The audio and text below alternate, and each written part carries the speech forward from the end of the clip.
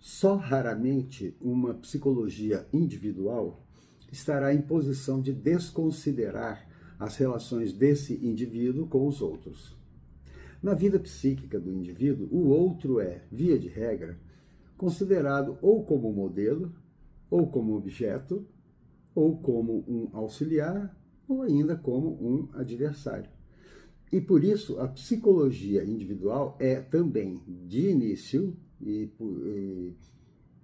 simultaneamente, uma psicologia social, nesse sentido ampliado, mas inteiramente legítimo.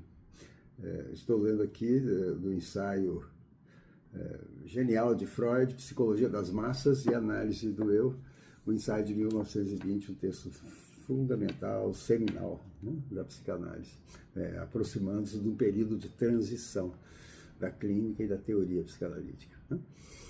Ao afirmar que toda a psicologia do indivíduo é simultaneamente uma psicologia social, Freud foi o pioneiro para nos alertar aí no fato de que todo sujeito, seja adulto, seja jovem, seja adolescente, seja criança, ao chegar à clínica com seus sintomas, ele chega atravessado em si e no próprio sintoma, por determinantes, em sua maioria, inconscientes, mas que são determinantes familiares, socioculturais e psicossociais, do seu meio e de sua época.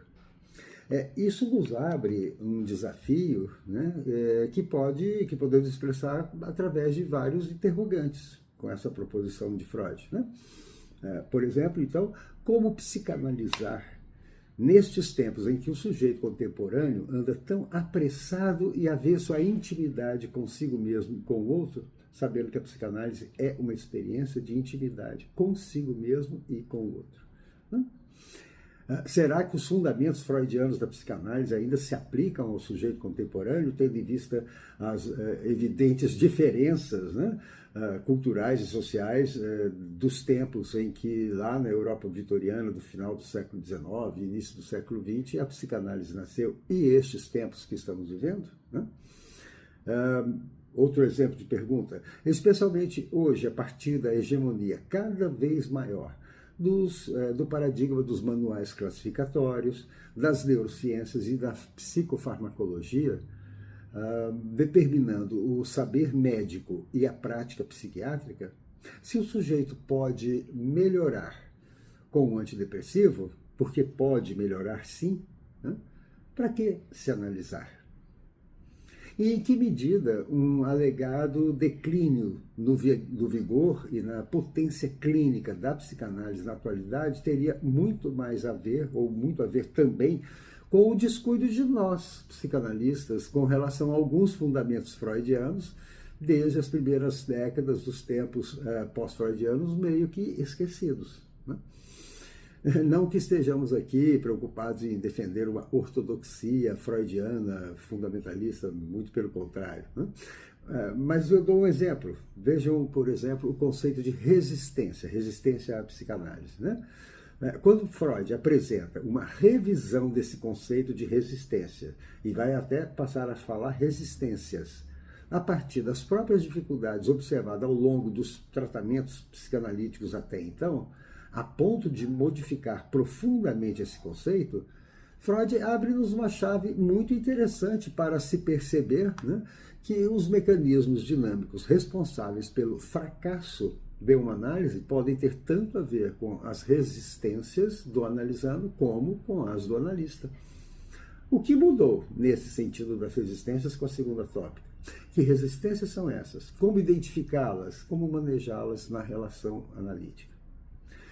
Aliás, em que medida nós, analistas, andamos de fato lendo Freud até para examinar, à luz da originalidade freudiana, as proposições da escola pós-freudiana com a qual você se identifica, tá? Seja Melanie Klein, seja Winnicott, seja Lacan. Né? Por paradoxal que pareça, Freud parece muitas vezes ser um ilustre desconhecido nos meios psicanalíticos.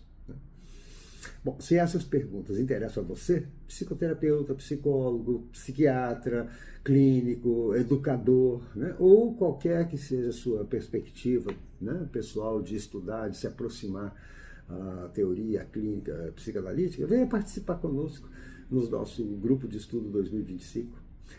Psicanalizar hoje.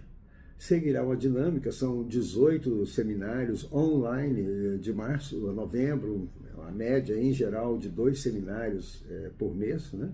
Sempre às segundas-feiras à noite, em horários e datas pré-combinadas aí, né, com o grupo.